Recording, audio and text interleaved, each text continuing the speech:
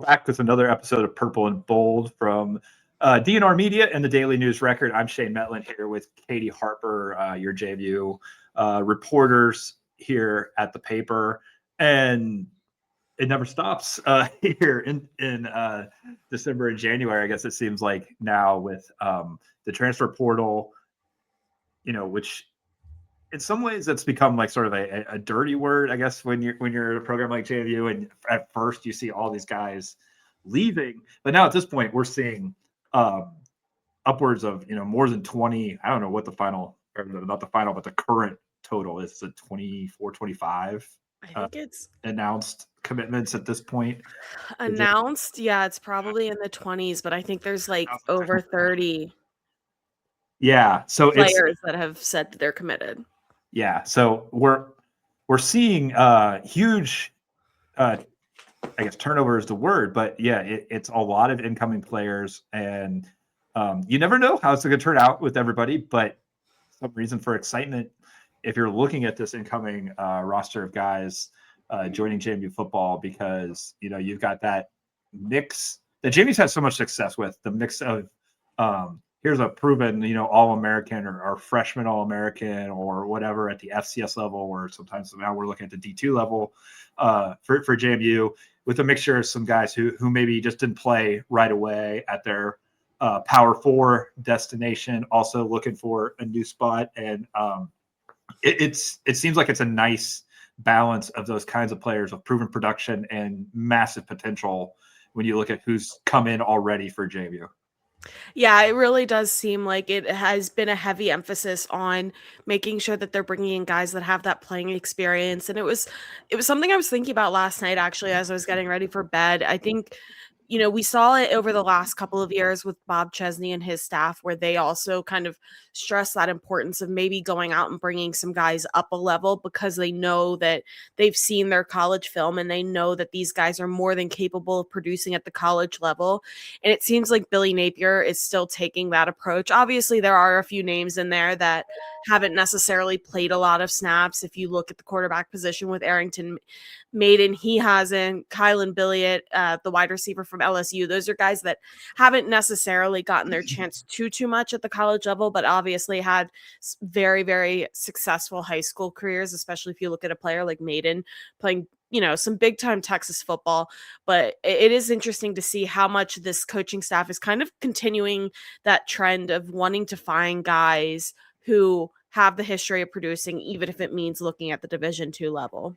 Yeah, and it's not that high school recruiting doesn't exist anymore, but it's almost like those guys who are coming from the Power 4 level and maybe have 3-4 years of eligibility. That's almost like that's your high school recruits. Those are the guys you're going to continue to develop at JMU, but you have to replace production with production. And you talked about Bob Chesney, but like Chesney and Signetti both like had that kind of philosophy. It's like, okay, do I want the guy that I've seen actually play well at the level he was at, or do I want to try to figure out why this guy who was a 4-star recruit didn't get any playing time where he was at? And, I think for the most part, they prefer those guys that, hey, I saw him really execute at the FCS level, and this is why I think it's going to translate to where we're at. I think almost with Signetti too, you maybe saw him a little bit more willing when he was at JMU to take some of those P4 guys that were dropped, or not necessarily P4 time, the FBS guys that were dropping down into the FCS. When you think back and you look at someone like a Ben DiNucci coming in and being the starting quarterback for 2 years, I think Signetti was maybe a little bit, I don't know if open is the right word to describe it, because I don't think Bob Chesney or Billy Napier are not open to taking those guys in, but maybe it was a little bit more of a frequent find with Signetti, where he did bring in some guys that were, originally recruited pretty well out of high school, found their ways into the FBS ranks initially, but then, back in the FCS days, we're looking for some more substantial playing time. Yeah, and you got to remember too, like back in the early parts of Signetti and Mike Houston and all that era, like you were still getting guys who were transferring down because they didn't have to sit out at that point. That changed at one point. So I think you probably saw that even more from Signetti right before Bob Chesney got here, where he was saying, yeah, I want a guy like Elijah Surratt, who like I've seen make plays on the field against Division I caliber, and maybe it was, FCS, but I'm not trying to talk to the coach, figuring out, hey, why didn't you play this guy? What was the problem here? And I think, like I said, I just think it seems like a good balance of both of those types of players from what Napier and his staff have brought in so far at JMU. Yeah, and obviously Billy Napier is not going to have necessarily much of his hand in this high school recruitment right now, because the guys that are going to be coming in whether it's enrolling early and they'll be here in the spring, or if they'll be here for summer camp, those aren't necessarily really at all guys that Billy Napier recruited. He has probably, talked to all of them now that they've signed and that they've committed, but that was still, for the most part, Bob Chesney's recruiting class. And so right now, I think we are seeing that focus on the transfer portal. And I know that's what we're talking about the most, just because that's kind of everybody's first look at what Billy Napier himself is going to do at the school. And then, once this transfer window closes and, athletes get back onto campus here in the next couple of days and winter workouts start, that's when you'll see that switch to a little bit more of the high school recruitment side, I think, from Billy Napier. But right now you're getting a good picture of what he values in the transfer portal. Yeah, and it looks like one of the things he values is size. Because you look at the list of players that JMU has coming in, and the thing that really jumps out, in addition to what we said, where they're coming from, is how big a lot of these guys are for the position that they play. And some of that just means they're big in general. But we're talking about tall receivers, fairly tall defensive backs, massive linemen on both sides of the ball. It really stands out to me that Napier, his staff, they went after some big boys out there. I was like, as these recruits, even if, as they announce that they've been given offers, I was looking at the size of some of these guys, and I've just kind of instantly been taken back to my first ever interview with a player at JMU was Aaron Stinney, who obviously has gone on to play in the NFL, win a Super Bowl. And I just remember seeing him and being like, this is a large human being who obviously is playing on the offensive line for a reason. And, in the years since then, I haven't felt, even when I stand next to linemen, I've never felt that short anymore. And I feel like that is all going to change heading into the spring and into the fall next year, because these are some really, really massively tall people that, I mean, I don't even think you necessarily see these kind of sizes all the time when it comes to football. You see it on a basketball court, but to have some of these heights on the football field, it's going to be quite impressive. And it's going to be interesting too, even when you think, as far down as well, who's going to be quarterback and just seeing over the offensive line to make the plays. Yeah. We were joking before I started recording about, Caden Massey coming from Kansas State is a 6'8", 300 and some pound offensive lineman, 6'8". That's crazy. And I was joking because, he comes from a rural Kansas town like I do, where he played 8-man football in high school. Because I played, and it was back in tiny town, any able-bodied boy has to get out onto the football field. So I was a freshman, sophomore in high school, 115 pounds. I'm trying to imagine going against a 6'8", 300-pound lineman across the line in some of those games. He's big for his position. He's big for any position. Yeah. It's crazy to think about a 6'8" guy on the football field. He's kind of one of those ones that I was talking height-wise, you think of him being on a basketball court, because, I mean, even for the two of us, we go around and cover high school games in the fall, and it's not 8-man football, but I can't even imagine seeing someone, and he's not that far removed from playing high school football. He's still a very young athlete. And so I think I'm if I'm sitting at a Turner Ashby Broadway game, I'm not expecting to see a 6'8" lineman walk out onto the field in the Shenandoah Valley. That is just kind of almost unheard of, that size that, Billy Napier was able to bring in. And, I saw some Kansas State fans questioning it, why would he leave? He's so young. And especially, why would he leave to go to JMU? And I'm I think if you're a player in his position, you're looking at JMU and how it kind of got hit hard on the line, on the offensive line, because of transfer portal, because of graduation. It's hard to keep a 6'8" guy off the field when you lost a lot of your starters last year. Yeah, there's that, and I mean, to question why he left, like they had a coaching change at Kansas State, so I mean, you gotta expect some guys to leave in that case. But yeah, I mean that's just one of the areas. You know, he's not the only big offensive lineman coming in. There's some big defensive linemen. Like I said, it stands out when you're looking at 6'3" wide receivers. But this fits. If you go back and look at some of Napier's Louisiana rosters, it fits what he was able to do there, which I think is probably like the better comparison for how he's going to recruit than Florida. You can obviously recruit anybody in the country at Florida, but I do think, obviously he had a ton of success at Louisiana, winning the Sun Belt with players like this. So it does kind of jump out that he's tending to build the roster the same way, at least when it comes to size. Yeah, and I think another thing that's kind of interesting to me, and it's probably been something that's followed a program like JMU around for quite a bit. When it was a school at the FCS level, what was one of the biggest knocks on the difference between JMU and an FBS program? Oh, the size. Their linemen especially are not going to be the same size as some of these FBS programs, and that stands true in the most part when you even jump up into the FBS. And what's the difference between the group of 5 and now going to be the group of 6 and the power 4? It's still for the most part size. And I think right now what you're seeing, at least on the offensive line and defensive line, is I don't think that's going to be the case for Billy Napier's, at least his first roster, especially when you kind of look and project who will likely be a starter. Yeah, I mean, you can even go back to, like we said, with Signetti, his FCS teams and then the transitioning FBS teams. It was almost like you can recruit size, you can recruit speed, but you can't recruit both to JMU when they're at that level. And it seemed like he usually went with speed at positions, like, on the outside and things like that. But maybe one of the differences, I mean, everybody kind of like hates the transfer portal, but in that regard, it might help JMU in their transition, is that you were able to get veteran guys that had both size and speed. Whereas if you'd been making that transition a decade ago at JMU, you probably would have been expected to, like, okay, you're going to recruit some high school guys and you're going to hope you develop them over 4 or 5 years. And then maybe by year 4 or 5, you're seeing the finished product and what you can do at this level.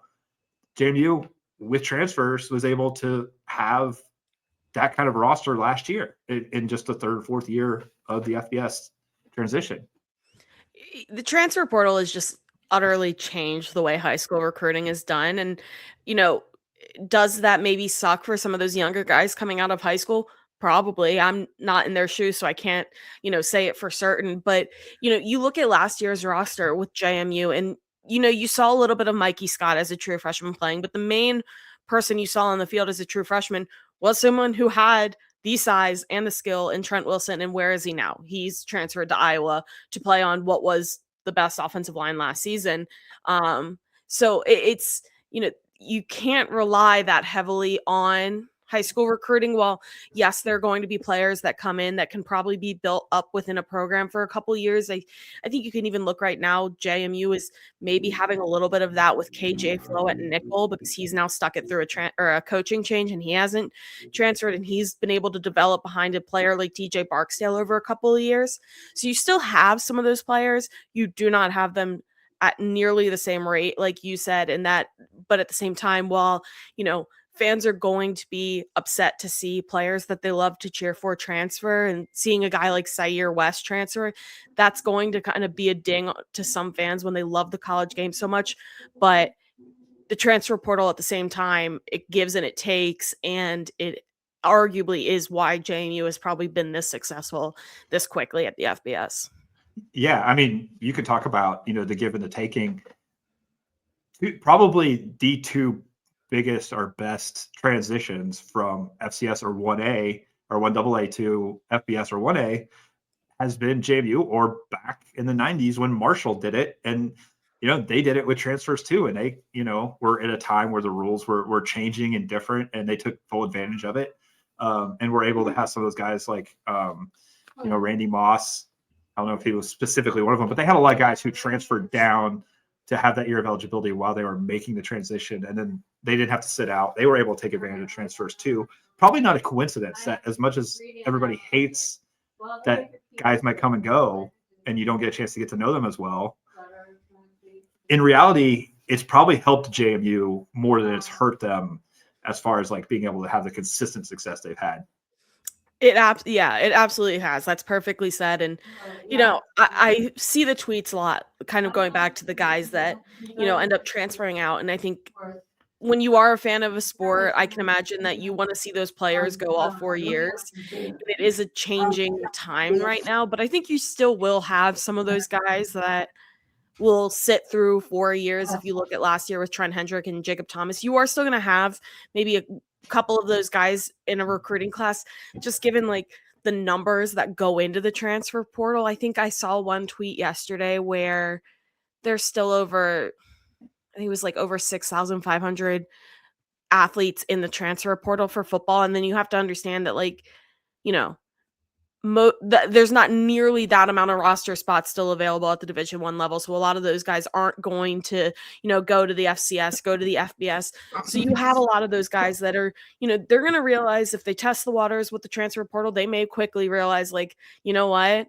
It's not the best bet for me to go here, and I'm going to return. So I think there are still some of those guys that, may make it 4 or 5 years out of a high school recruiting class all at one program. Yeah, and I wonder too if we won't see like a little bit of a swing of the pendulum back, just as people like have some experience to share about this. Right now it's exciting, it's new. Everybody's trying to figure out what all this means when it comes to NIL, transfer portal, revenue sharing, all that stuff. And you hear about the possibility of like maybe making a lot of money somewhere, but in a few years you're going to have people who's like, the guy who went to my high school before me, or my older brother, or whoever, like. He went through the portal and he's told me like, it wasn't guaranteed. I didn't get as much money as I thought I was going to get, or I didn't find the roster spot, or whatever. And, I graduated college and like, I didn't have, an alumni base that supported me, like some of the guys that I knew before and things like that. So I do wonder if we may see less. We wonder about that every year. And then there were less people in the portal this year than last year, or for the first time in a long time. But I do just kind of wonder if experience and knowledge and people figuring out what this all means and how it all works will eventually see maybe things slow down a little bit. And it's going to be like the guys who can go make a couple $1 million somewhere. Obviously, you got to do it and go have life-changing experience. But, I think a lot of people are going to figure out, maybe this wasn't worth it just to bounce around every year. Yeah, I think you're going to see the pendulum, kind of like you said, every time it's going to start swinging back and forth. Eventually, it will find a little bit more of a middle ground. And I know everybody, because it's been kind of the news over the last couple of days, everybody is kind of talking about, my cat is now making her second appearance on the podcast. She was here earlier and quickly left, but she's back again for the people who are watching this on YouTube. But, people are talking largely about a guy like TJ Finley right now because of the fact that he is going to his 7th program, and people want to talk about college football being broken because of that. But I think at the same time, you need to remember that is still the extreme. That is not every single guy that's going to the portal is not ending up at 7 different programs in his college career. So I do think there is still that middle ground that is eventually going to come out where, you do not see a mass exodus into the portal after every single season. Yeah. I mean, at some point, I think people are going to realize, like, there's a long-term value to being, obviously Alonzo Barnett transferred, but like, I'm going to use him as an example as a guy who stuck around, got a degree here, has rings here. If in 5 years he wants to like apply for a job in Harrisonburg somewhere, like he's going to get that job because they're going to be like, oh God, we can have Alonzo Barnett at our office and showing off his college football playoff ring to clients who come in and things like that. Like it's, you can develop that kind of like long-term support system if you stick around the school. That I think that's probably missing for a lot of guys. And I think, people are going to realize that was maybe not worth it down the line. Eventually, I think we're going to see that kind of change and people kind of realize that for a certain amount of money, maybe it's worth sticking around wherever you are if you're going to like have a community around you. Yeah, you mentioned Barnett, and obviously, yes, he transfers to UCF, but to see the reaction, at least to me, was interesting on Twitter, because even when he posted that, he was committed to UCF, there was still a ton of JMU fans responding saying like how proud they were of him and how excited they were to watch him in like this next journey. And I think a lot of it does stem back to what you say, or what you said, is the fact that I think a lot of people maybe nowadays are, whenever they see a player run into some kind of wall and bout with adversity, they almost assume that they neglect and go into the transfer portal and kind of avoid that obstacle. And I think a lot of people in today's climate really liked that that wasn't what Barnett did. He kind of rode those waves and embraced the hurdles and worked to get over them. And because of that, even now when he transfers, like you said, he's transferring with a degree. And so I think that's partly what maybe has kept him in such a positive light to some JMU fans. And I think you probably will have some players that do see that and think like, oh, that's kind of how I want to be remembered by a program and by its fans. Yeah. Yeah, we can, as we wait to see who else ends up kind of announcing a commitment here before we record next week, we could transfer a little bit to basketball.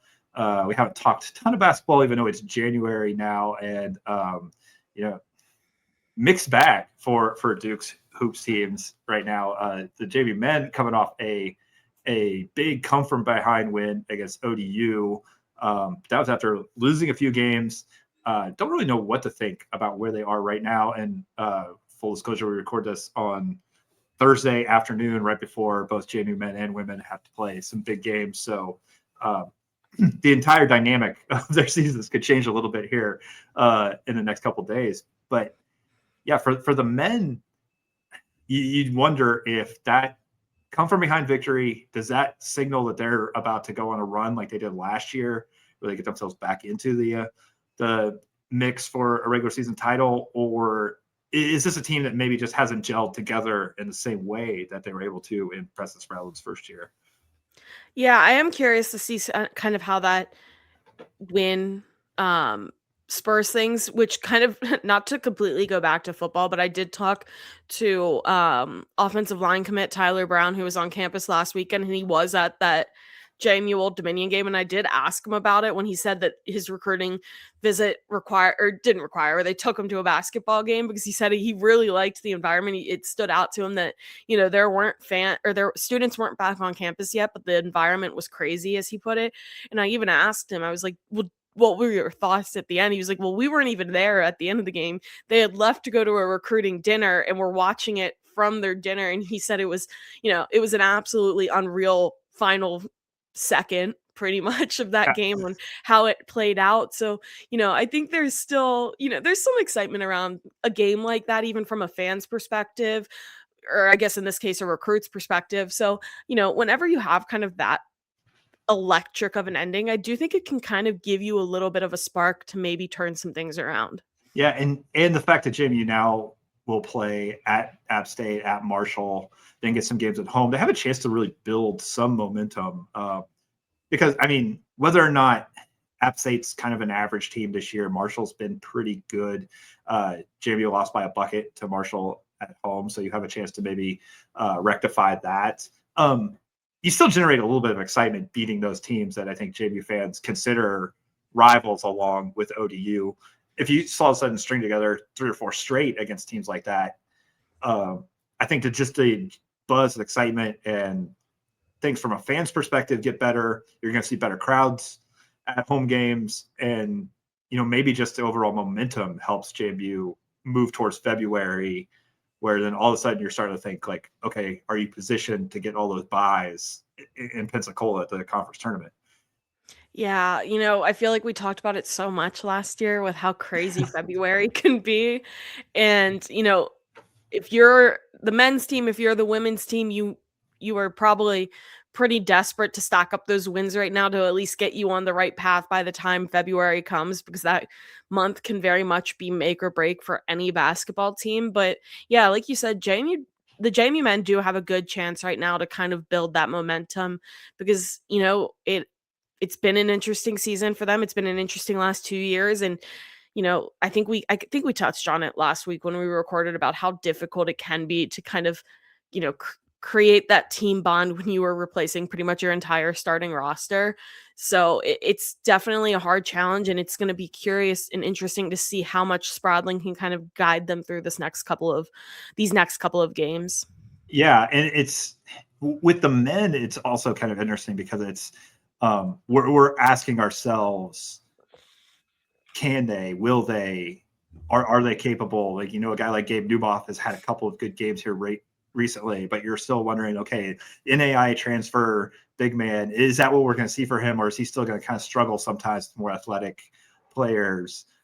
You don't really know what you have yet, even halfway through the season.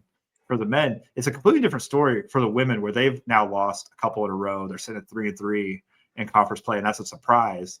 But you watch the JMU women play, and it's just, okay, like, when are they going to start playing better? Because what they have with some all-conference players coming back, Peyton McDaniel, Sunbelt Player of the Year on the team.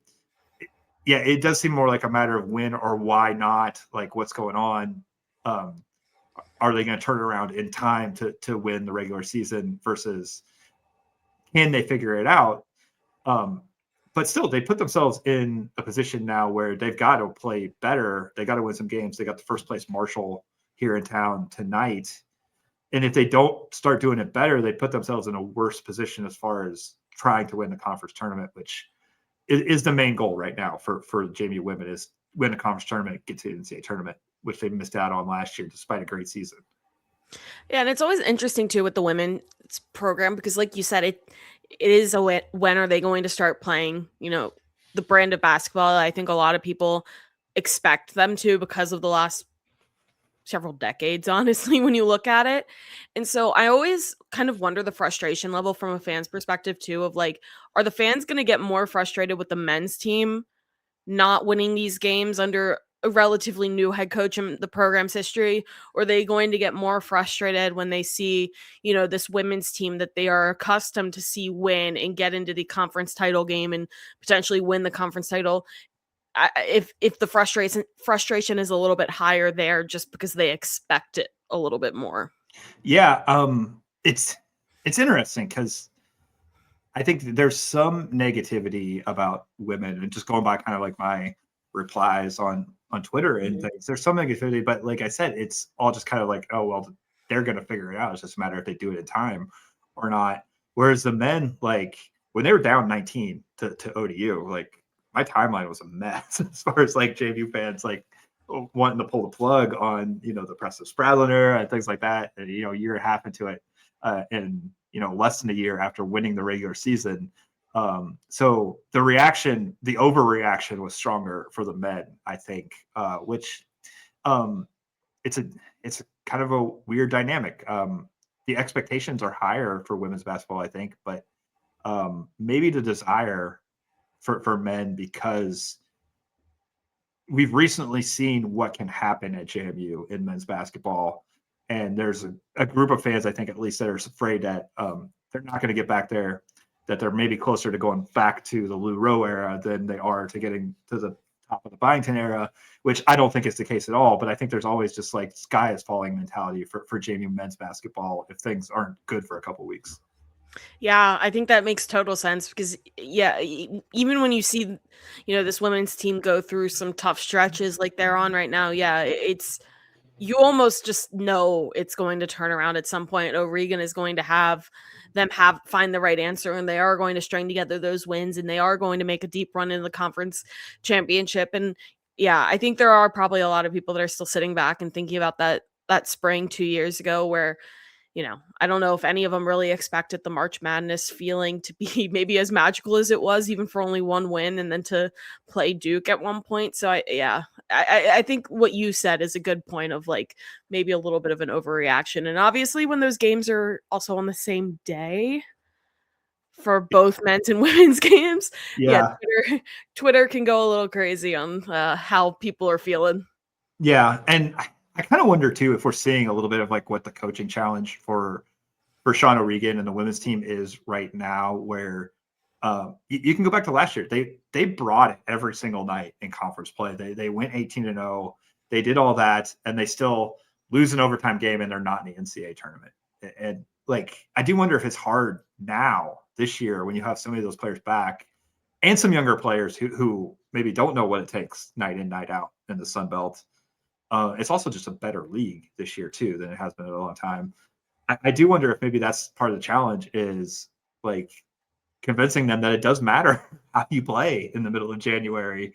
As a team, I think there's players who are definitely bringing it every night, but I think there's probably to some degree, even if it's subconscious or in the back of their minds, some JMU women's people around the program have to be thinking like it doesn't really matter until March, and to a degree that's true, but you can set yourself up for a lot easier run if you get it together here quickly and finish in the top 1 or 2, or at least top 4 in the conference, which right now it's not where the women are sitting.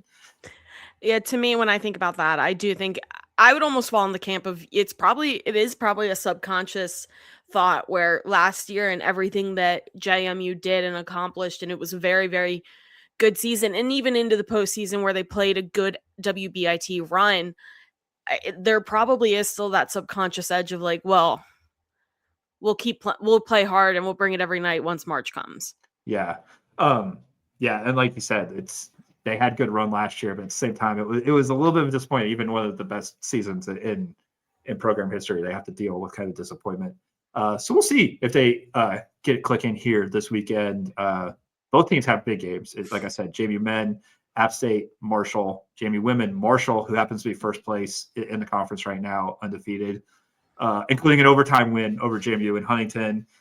They get a chance to get a little bit of revenge on them and Georgia Southern here this weekend at home. So we'll see if the overall vibe for both programs is much different by the time we record again.